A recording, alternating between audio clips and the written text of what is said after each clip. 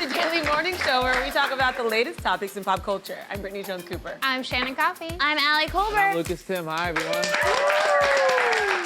Today we're going to talk about Adam Scott's embarrassing behind-the-scenes moment on Big Little Lies, the hidden meaning behind sex dreams, Taylor Swift throwing shade during her Prime Day performance, and the pros and cons of air conditioning in the summer heat. But first, we have some Bear's Fruit kombucha here at the table. Founded by Amy Driscoll and Chris Hill, Bear's Fruit is a Brooklyn-based kombucha brand that has quickly become a cult favorite in New York's health and wellness community. It's made with 100% organic fruits and herbs and is now available at Whole Foods, Fairway, Fresh Direct, and more. And the girls are already spilling it all over themselves. just be careful, fizzes. Is that me and Shannon just switched because that's her favorite flavor, and then that happened.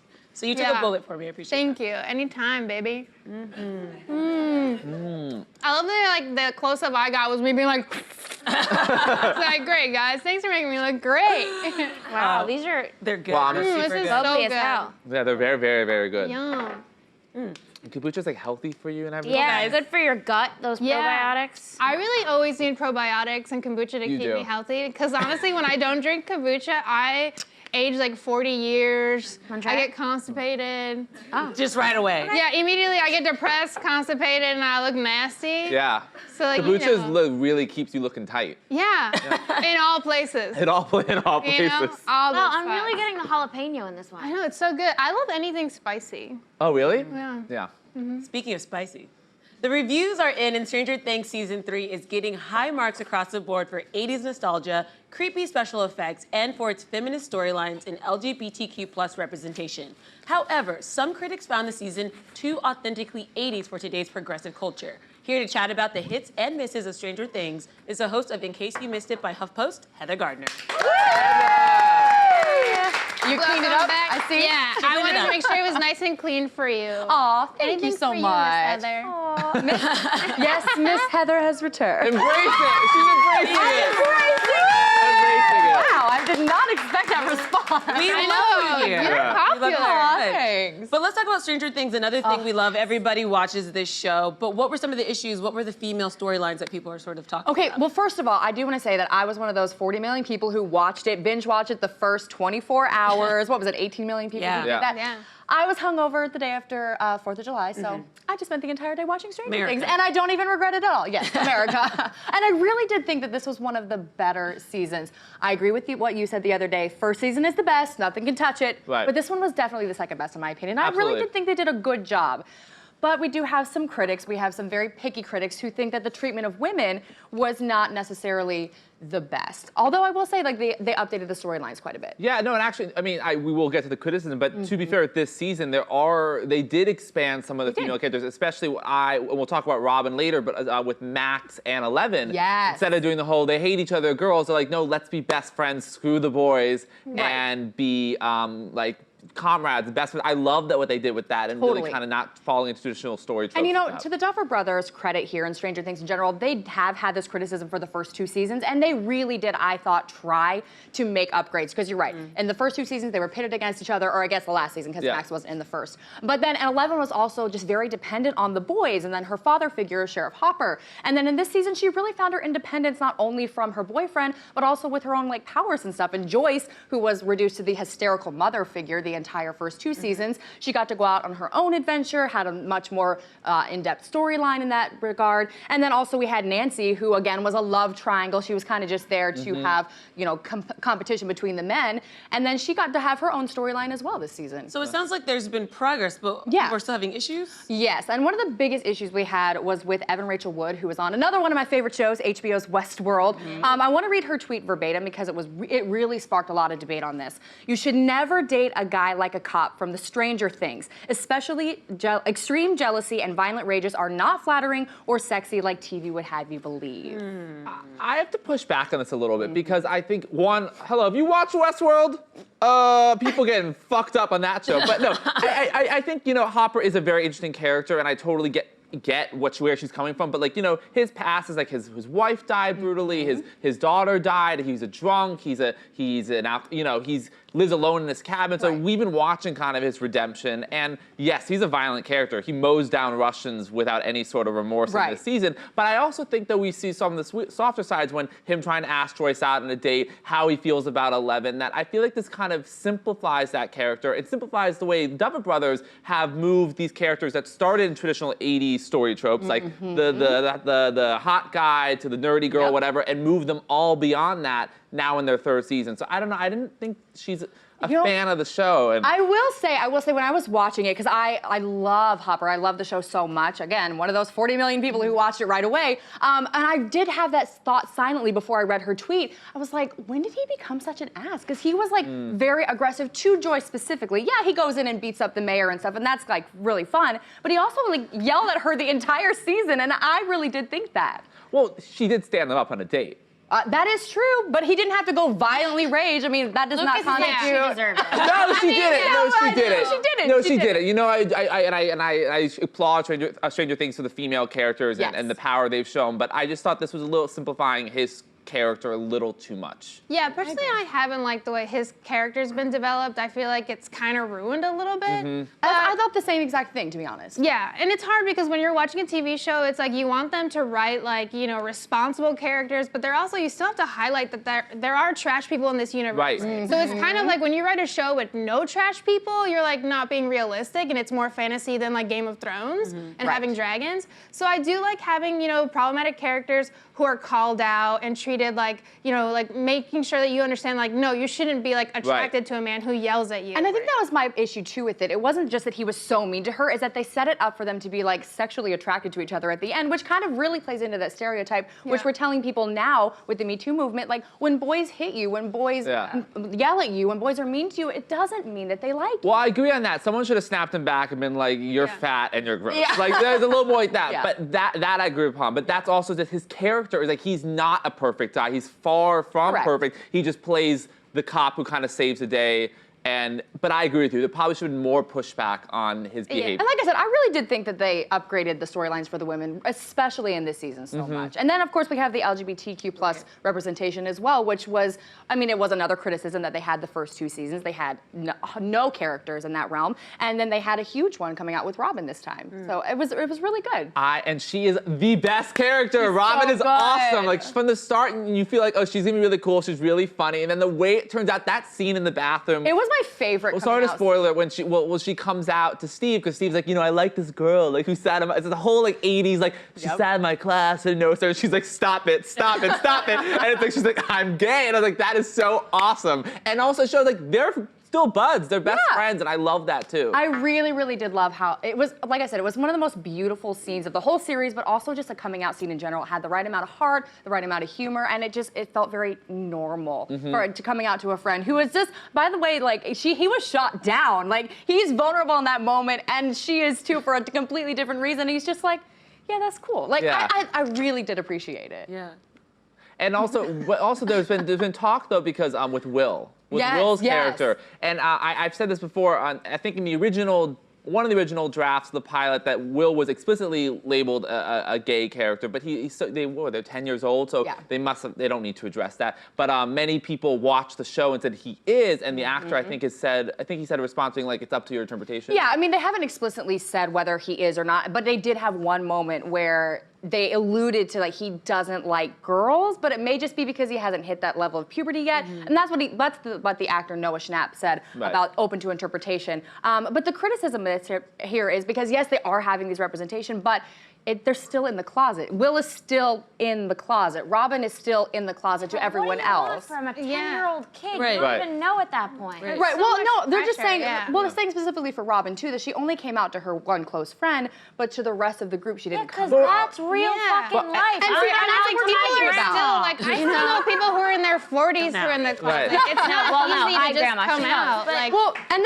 this is the big issue here. It's like, where do we draw that line then? Because you alluded to it too. It's like it feels real. It feels realer to have problematic characters, and it feels real, especially in the 80s for people Yeah, exactly. to be in the It's closet. 1985. People need to remember what is happening right now. It is not cool to be gay yet. It is. It's still not cool to be gay in a lot of places. It's still mostly not cool. We're still fighting for rights, and we're still we know with our government still trying to take away our rights. But like that's the thing also, like we're in the 80s still. Yeah. It's really hard to come out. So I did not have that same reaction. I didn't either.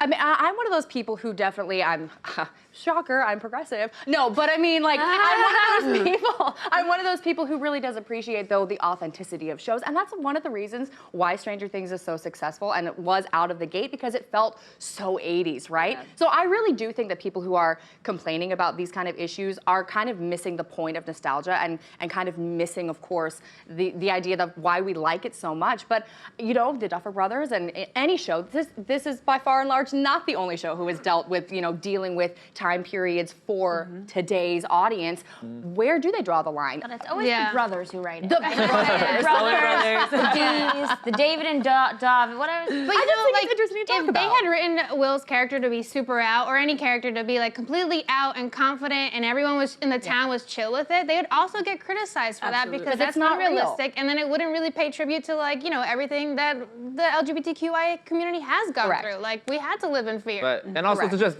takes place in a made-up town, Indiana. Yeah. Indiana. You know who used to be governor of Indiana? Yep. Mike Pence. So, and that was in 2011 or something, or 15. That So might be the scariest part of Stranger Things. Is knowing that Mike Pence might live in this. I know, exactly. That's season 4.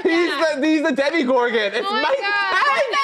Write that down. Mike Pence is responsible for the Upside Down. He This all really makes is. sense. Oh my God, that's terrifying. Mike Pence is worse than any of those little rats exploding. Oh, that's so nasty. Get away from me!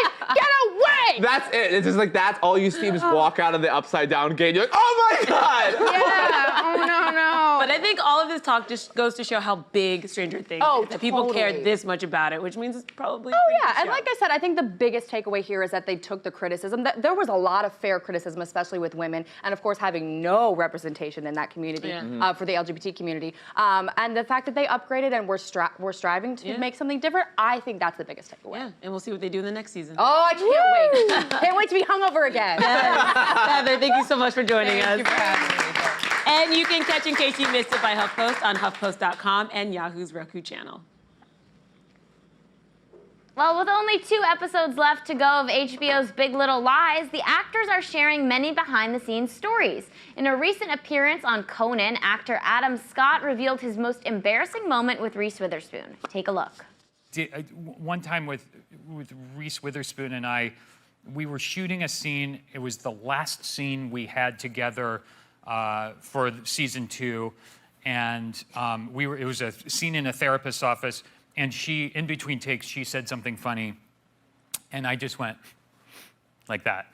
But a string of snot like came out and then wrapped around my nose, and I just like excused myself and went and found the makeup person, got a Kleenex and wiped it off. But from then on, until like from the 6 months from then until I came back and thought, should I reference what just happened to Reese? Should I acknowledge it? Yes. Acknowledge it. Should I make a joke about it or just apologize for the disgusting thing that just happened?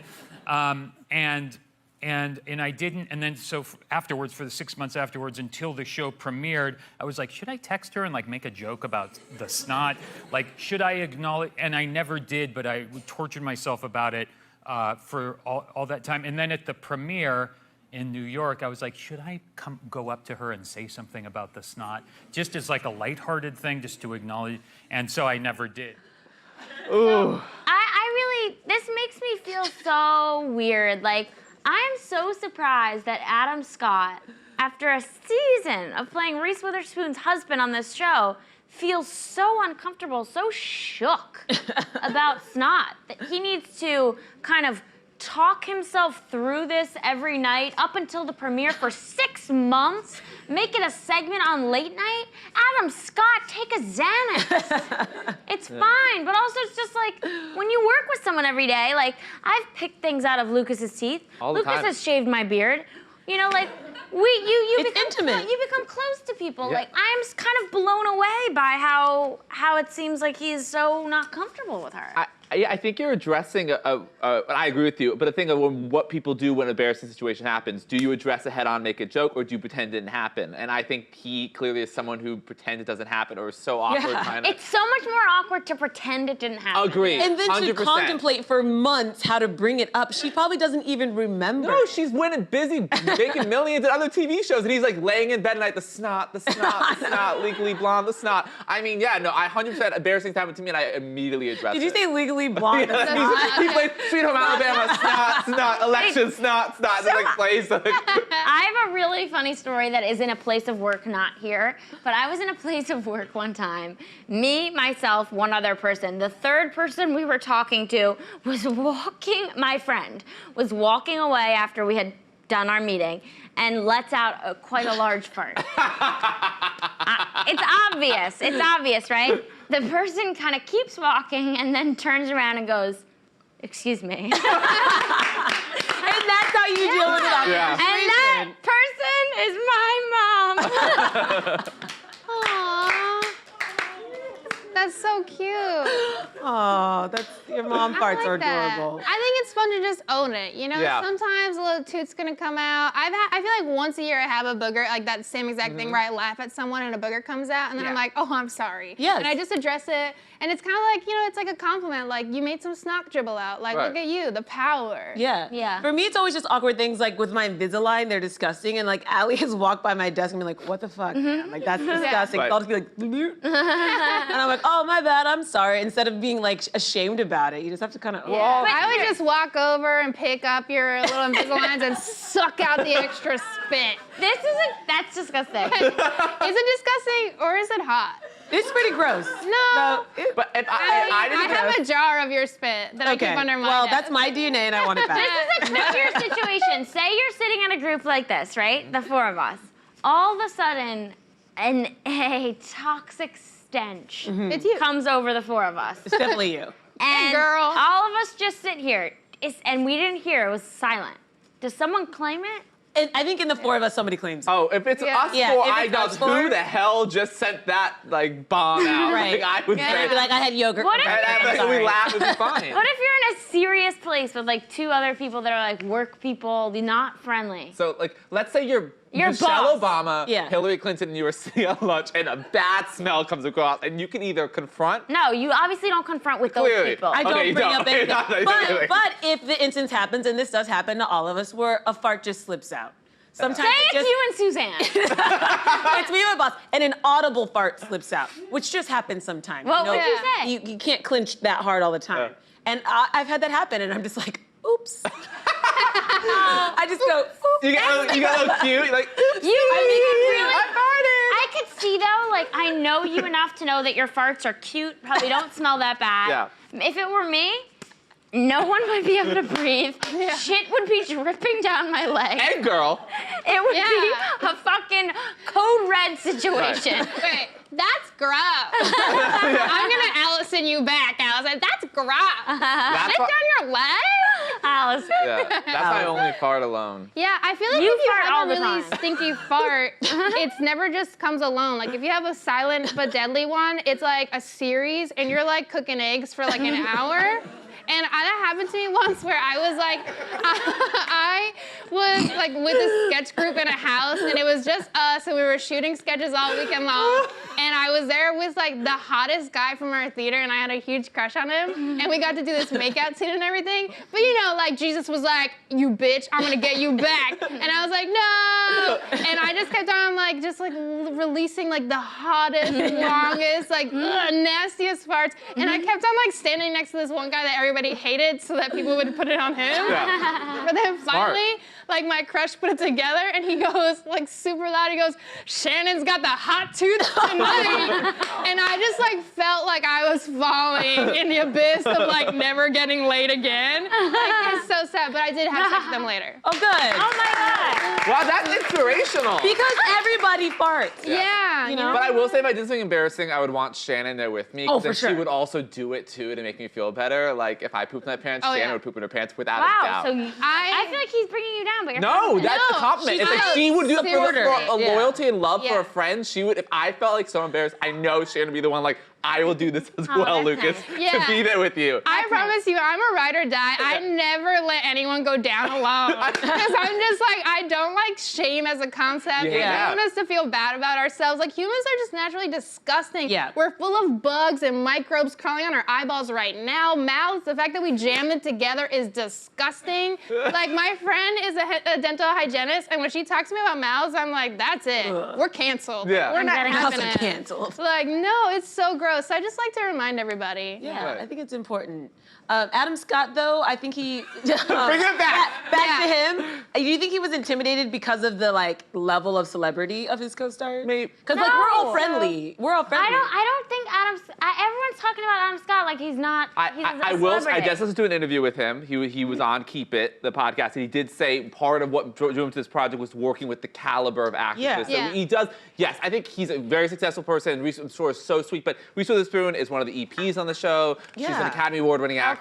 okay. She is and she's beautiful and She's talented. just and legally blonde to me. Yeah, right. No, I Miss think Elwood. yeah, and I think because she's wearing different hats in the show, then maybe she doesn't have that much free time Yeah. to Yes. get really close on set. Like Yeah. if we were doing extra roles on this gig, Right. we'd probably be like, I can't hang right now with Right. this shit little bit that you're doing. Right now you're like, I gotta go worry I about thought you were camera calling me angles. this I little know. shit. I was like, I heard shit I bitch can't hang too. with this little shit. Why do people try to always make me hang with this little shit bit?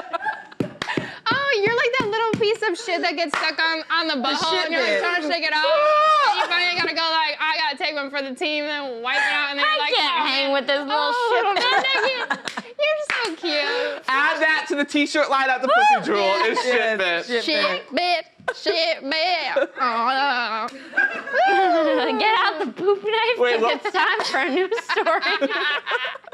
Slice those turds. Well, if you're wondering why you had a wet dream last night, you're in luck. Hello Giggles recently wrote an article that details 10 different kinds of sex dreams and the meanings behind them. Wow, guys, I love Hello Giggles. They're always solving all of our biggest problems. This just made me feel really bad about sex dreams, though, because basically they're like every sex dream just means that you feel powerless or you don't have control or you're Why? insecure. I don't feel that way though. I don't either. But I don't. like my sex dreams, but this Well, one is except the one making with- me think about them too What much. they said, if you have sex with a celebrity, means one, you're obsessed with that celebrity, or two, you want to be famous and successful. So I love that one. But But the one about if you have a dream of sleeping with your boss or that your partner's cheating, it's that you feel powerless and that you need to take back control or you're feeling insecure, you're lacking confidence. And I was like, or you just want to sleep with your boss. yeah, I think that's true. I think sometimes it comes down to it's very simple. Your boss is hot. And Right. you want to sleep with them. But also, I like the deeper meanings behind them. Because You do? Well, it gives me a little more purpose, I think, for my sex dreams. You know? Okay. Yeah, I like the old timey what do your dreams mean books. Oh, I love that were way different. This feels so logical. I like the one that was you dreamt about keychains. Oh no, your titties are gonna fall off. You know, that was more exciting Yeah. to me. I was Yeah. like, oh, that's crazy. This is just you're powerless, and I'm like, I knew that, bitch. I didn't need Hello Giggles to tell me I have Right. issues. Yeah. Janelle Monáe told me that already. Yeah. Everything is sex except for sex, which is power. Wait. We know. Oh yeah. The I was one. waiting for you to keep on going. Oh, I would love to. Yeah. This has never happened to me, but the good people at Hello Giggles mentioned that you have sex dream about a family member, don't be alarmed. This means you're yearning closeness with them. That has never happened to me, but it's happened between sex dreaming with friends of mine, and I don't find them sexual, but I wish closeness. Right? Am I normal? Weird? Okay. No, what you're Whatever. saying, but just Not it's a family triggering. Yeah, it's a triggering thing. No, that's- Never had that with a family No, member. yeah. Gross. I never would. I never would. I wish I had a grandpa. What about, I feel like this always happens to me if I oversleep and I'm being a real lazy ass, all of a sudden my dream will be and now you're having sex with this post-apocalyptic, mummy looking open source person. And I'm like, no. Does that ever happen? I That feel happens if you oversleep? yeah, if I oversleep, my subconscious will always make me kiss someone nasty. It'll be yeah, the guy from the bodega that's always covered in shit.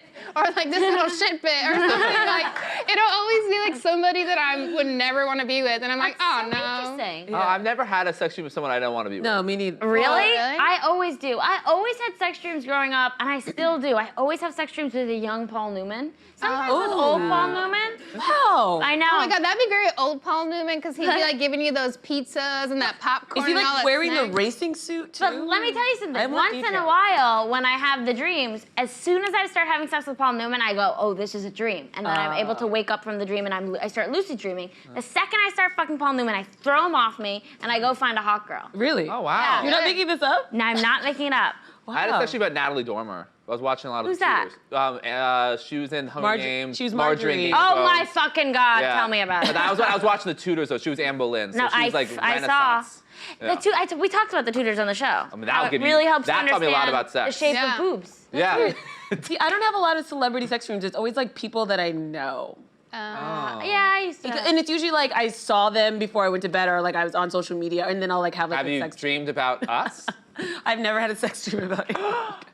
I'm Whatever. sorry. Whatever. I don't You want know to send what? mixed messages. You're definitely not gonna get your spit back. It's my DNA. You're not getting it back. I actually had a dream about a celebrity. It's like a band person, and I already followed them on Twitter. And I don't know if it was like because I'm a witch or because I just like a lot of their content. But then they followed me back and DM'd me, and I was like, oh, it's on. Wow. They DM'd me like a kissy face. What if they had It was the like dream too? immediately like, let's do this, and I was like, Right I'm after a the dream? witch. Like a day after. But do you ever wonder, like, if on some weird plane that if you're dreaming about somebody, they're also dreaming about you, and maybe you're like actually having sex in this other dimension? No, Think about that. That's not true. Why not? There is another dimension Why where not? I'm always having sex. There's like one where I'm just like either some awesome sex slave or like an in-business cam girl, or I don't know. I just know there's a dimension In where business camp. I like it in in business. business. In this life, There's she's an out something of sadder business. than being like an out of business cam girl. Oh, so like the sad. cam girl who's just waiting, like, oh, maybe the internet's down. Refresh. Refresh. Oh, You could be no a cam request. girl. Why don't you? Oh, thank why you. don't you do it? Yeah, I am for the FBI. Yeah. Think about it. Oh, I get it. Well, Taylor Swift fans think she subtly threw some shade at Scooter Braun during her recent performance at the Amazon Prime Day concert. Swift's letter to the head of her previous record label, Scott Borchetta, and entertainment executive Scooter Braun has created a major controversy in the industry over music rights. God, So- what would Britt have to say? Well, shout out to our girl Britt Morin.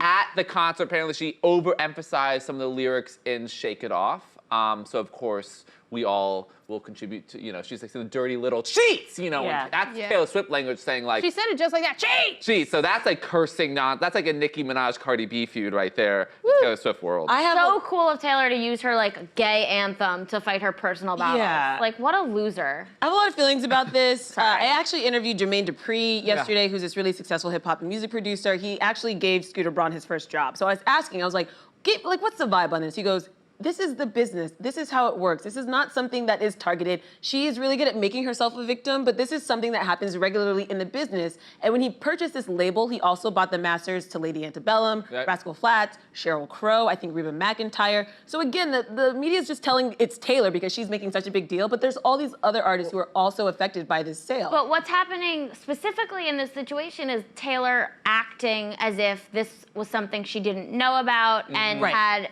If she had 20/20 hindsight, which in fact she does, there's a paper trail that's been clearly published saying that this is going to happen, he's going to purchase these rights, Yeah. and acting after the fact, shocked, which is what people are continually sort of frustrated with Taylor Swift about. It's the exact same thing that happened with the Kanye West phone call when that came out. Yeah. Right. And it's like you know exactly what's going on, and playing this role of a victim feels really, really put on. And what's interesting about that, she referenced the Kanye West thing in the Tumblr post she posted, which is so interesting because she was proven wrong. Like I don't she was get like it. illegally recorded. Like no, the recording shows that you knew what the song was going to be about, which completely kneecapped you about your whole Grammy acceptance speech when you Right. blamed him for and spoke.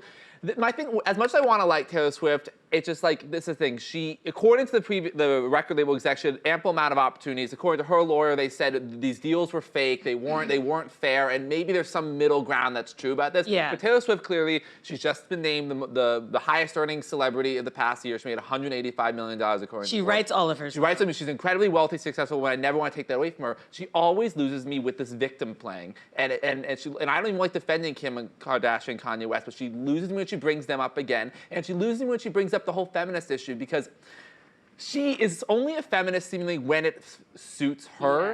Yeah. And I'm trying to forgive her for 2016. I know it's not all her, and I'm so happy she's being more politically active now, but like, it doesn't just pertain to you and your music and you being, quote, bullied by Scooter Braun. Right, Which, there's like a dozen other artists whose masters were purchased in this sale, which is why I just want to keep bringing that up. And I'm not saying this is a perfect system. I do think artists get screwed a lot with their licensing and their rights, and that's something that needs to be changed. And she's on a label now that believes that she should own her own masters, and that's a beautiful thing and a privilege that she has that a lot of artists don't have. So I'm not saying the system is not broken, but for her to be victimized and these other artists not even be mentioned is sort of like, no, it's affected a lot of other people. She's just so great. I think she's clearly one of the most. Yeah, she's just so great. But she is. She's a huge amount of fan base. She's one of the biggest artists in the world. Yeah. She doesn't. I don't think she needs to keep debasing herself to these feuds with other people. I think there's a way she could have handled this, and perhaps maybe she could have bought her masters. Yeah, bought a master. Or there's another way she could have. She could have. I just really don't understand the decision to not buy her masters. Like, why, if she had the opportunity, did she not? Because basically, I know she doesn't need more money, but she would have had complete control, and she would have made way more money. And he spent $300 million for the whole thing. So I Yeah. wonder if you had to buy all of it or if you could just buy your own. I don't know what the legal. She says they were offering her, like, when she had the opportunity, according to her, it was an album for an album. She would record another album, they'll give her an album rights back. And she was afraid that once the record executive would sell the company, she then would be controlled kind of to the new owner or whatever. So if that, and I'm sure there's tricky red tape like that. I'm sure there is. Musicians where they feel like they're being like pigeonholed and controlled, but. And I think, what's interesting though, like Justin Bieber just posted this post, which besides the grammar, which reveals he's not gone past an 8th grade English class, but it's a very truthful. He's basically saying, like, Scooter's always supported you. I know we've not had the best relationship in the past, but like I'm telling you from my perspective, someone who talks to Scooter is like he loves you, and I don't know where this bullying is coming from. And also, Justin calls her out. Her fans are intense. Yeah. And we see this, what happens. Like, Beyonce doesn't even need it. Beyonce doesn't tell fans to do anything. They just attack people for it. Yeah. Taylor Swift is really calling people out, and that sets her fan base off. But it's not going to change anything. I mean, this is a music industry. It's a business. He made a business decision. Michael Jackson bought the Beatles masters, and Paul McCartney was pissed about that. Right. But Paul McCartney said, oh, the masters are up for sale. I'm going to buy them. And Michael Jackson literally went the next day, and he owned all of the Beatles masters. It's a business. And I'm not saying it's right or wrong, but you're in this game, you got to play it, and she has the money to play it. Dropped off those little kids at their parents' house. I was like, I gotta go buy something. He got to support But I'll Neverland. pick up Tommy in 5 minutes. I know. I mean, that's a little shady. I feel like if I said I was gonna buy my masters and Allie went out and bought my fucking masters, you better believe I'd beat that little shit bitch. I'd beat the shit right out of that little shit bitch. Also, because Paul McCartney and Michael Jackson were friends. They recorded a song together. Just recorded a And Michael's song. like, haha, I'm richer than you. Yeah, like Paul McCartney could look past all that other little kid stuff, but it was when he bought the masters that he was like, we're not friends anymore. You're bad. You little shit bit. How did will this resolve? Will she just get over it? Because she's refusing to talk to him, apparently. He does not care. He's one of the most successful people in the industry. He made a business decision. She'll get over it. He'll continue to make money off of these masters, and that's what it is. She'll continue to make money off of her publishing and writing, and she's smart that she's so involved in all of her records. She has $300 million, she said. And apparently she'll own her masters from here on out. She will, which is incredible for an artist, especially a female artist, to own their music that way. Yeah. Absolutely. We'll see though. I feel like Taylor Swift always gets what she wants, even if that means like burning down the castle. So like, Right. I don't know. That's true. Well, I don't TBD. want to be a cynical. Well, the last celebrity is taking her side too, which is great. I mean, a lot of women are supporting her, but it kind of feels like I don't know how well the new songs have done, but I don't think just based off just in the zeitgeist, I don't think it's been anything like her past hits. Like, is this kind of a way to help fuel the new album that's coming out soon? And She's a spin master. I don't want to be cynical, but just celebrity culture. I mean, there's a way feuds are started to kind of garner. But you're not being cynical. It is a business. Right, it's a business. Yeah. All of it is. She's a business lady. Yeah, I mean, she's a very successful business. Very. So she's doing what she needs to do to probably sell records. To maybe if she did convince him, then get her masters back. I mean, she's playing a lot of different strategies. Good for her. Yeah, all right, I'm over this story, But truly. Cool. Well, guys, in the heat of the summer, air conditioning is pretty much a non-negotiable. But a recent debate on social media questions its necessity and whether or not it can make you sick. Let's break it down. I cannot sleep without AC. Do you have your AC? I have my AC like hit up all the way, even in the winter. Oh. Okay, you're the responsible for the polar ice caps. Yeah, I don't know. You're bad. Yeah. I can't sleep if it's hot in my apartment. It's not hot in the winter. Why does it have to be all high and shit, though? Can you have it like medium? Yeah. No, literally, unless it's like freezing, I can't fall asleep. Can't you use a I fan? am never sleeping over. No, I used to not be like this. But then I started dating someone who was like this, and now I'm like this. I've inherited this disease. I Broke do you. like it cold when I sleep, so I agree with you on that. Not psychopath in the winter, like air conditioning. But I agree with you, and I also love the sound of an air conditioning when I sleep. Anyone else like that sound? That's the thing. That's the There's thing. an app for that. Yeah. But I also, it makes sense. The summer it's on, air But conditioning like, if on. you wake up in the middle of the night and you're hot, that's so uncomfortable. No, it's horrible. Do you sleep with the AC on? So I sleep. I'm going into something that's like I sleep nude, so that helps you regulate your body temperature. Sleep needs to fly. I sleep I actually nude. sleep naked. Like, Yeah. Oops, I farted. I sleep nude.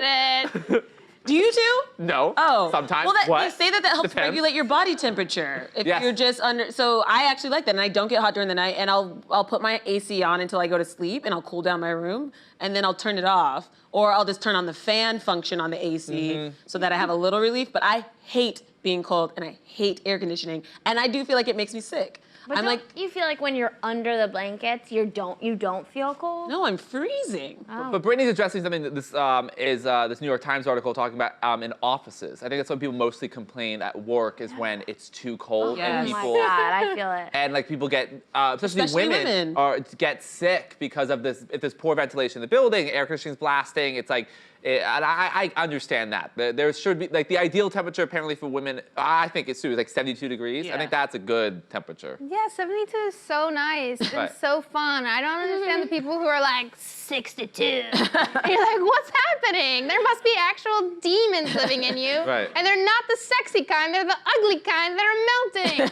Like, it's too cold. I worked in an office that was like an all-female YouTube channel, and there was like 2 guys there, and they would make the AC so cold, and then all of us would just huddle together on a couch and not do any work. So like we didn't go anywhere, and the company shut down. Right. And then like the company literally shut down because we were like, "Do you want to hug for another 10 minutes?" Like we were all just hooking up. But that's not an isolated thing. There was a study conducted, and it proved that women are more productive in warmer temperatures, and that when the workforce was mainly male, the offices got used to setting it cooler for men. But now that there's more women in the workforce, they need to adjust that because women are more productive in warmer temperatures. Are It's like men science. more productive at colder? At cooler temperatures? So, But are men really ever productive?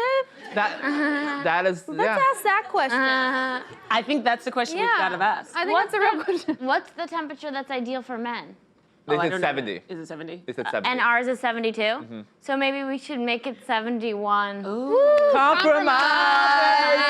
We just solved the world peace. You're welcome from Bill Brunch. Woo! We're See, so imagine good. that solved everything, though. Yeah. Like, imagine we went to Congress, just set the air conditioning at 71. And it was like, oh my God. Nancy Pelosi, Mitch McConnell shake hands, like, nice to meet you. And like, they just like passed like healthcare reform. Like, what? Like, that was it. That was it. We should try it. We should try It's it. worth it. Everybody was just mad because they were too hot or too cold. Yeah, it makes sense. I do love a good ceiling fan. Do you? I love it, Me man. That's my I love favorite. fans. Grandma's house. Like summer day, windows open, ceiling fan. That's such a suburban like house thing. Oh, it is so great. I miss my ceiling fan so Yeah. much. I'm more of a fan person because growing up in Puerto Rico, I never had AC in my Right. house. In my high school, which was like the hottest place in the world, they didn't have they had 2 broken fans, and we would have to go to PE class early in the morning, and we didn't have showers, so you'd work out, run around, get all sweaty, and then sit in the heat and just melt and be like, yeah, I know, I understand chemistry. Yeah, totally. And people would be like, ooh, do you have a crush on Jose? And you'd be like, no, he's fucking sweaty as fuck. I don't have a crush on anyone. So the teen pregnancies in my high school were really low too because it was too hot. Yeah. We were all candles melting. Get away. I grew up in a house with air conditioning, but I have an old school black mom, and anybody black watching knows that black parents do not turn on the air conditioning until the last possible moment that they have to. And I'm talking like, oh, it's been 90 degrees for a week. I guess we should turn the AC on. Right. So I just got used to like living in like a more temperate, slightly warm with a cool fan, and like that's kind of my comfort zone. We should mention, like, because people have some reactions to AC. If you watch Real Housewives of New York City, Sonia Morgan, when they're in Miami, she gets into the air conditioning car. She goes, "Oh, I need to poop again." Yeah. And apparently, air conditioning makes yeah. her poop, which I've never heard of. But you have to believe Sonia Morgan when Sonia Morgan is a prophet of our time. So That's a bold statement. That is so lucky. Honestly, like that, when I heard that, it made me so jealous because like, I think like anyone who could just be like, oh no, I have diarrhea, or oh no, I have to poop, like that is like such freedom. Like, you know, constipation is the worst thing that could happen to the human body, and I've struggled with it my entire life. Like, I'm always clogged up. So if I could just get into a car and be like, turn on the AC, and then be like, I would be like in heaven. Yeah. She's like so lucky. Like, I get so jealous when you guys come in every morning being like, I had diarrhea all night last night, which is every night. Every night you guys are just like watering from your beeholes. Hey, I have Crohn's disease. It sounds great, honestly. It's not. You look great. It sounds great. I'm over here like, oh no, this baby's gonna get taken out C-section. Like, I don't know what's happening. Don't ill me. Well, I hope you can pass your little shit bit eventually. Thank you. Me? Oh my God. I'm her shit bit. My Oh, bad. you're my little shit bit. What if I come tomorrow, like we come on Monday and there's like another alley and I'm like, that one's mine. Well, I guess we'll see. Because that's also all from us. We'll see you guys on Monday. Same time, same table. what a show.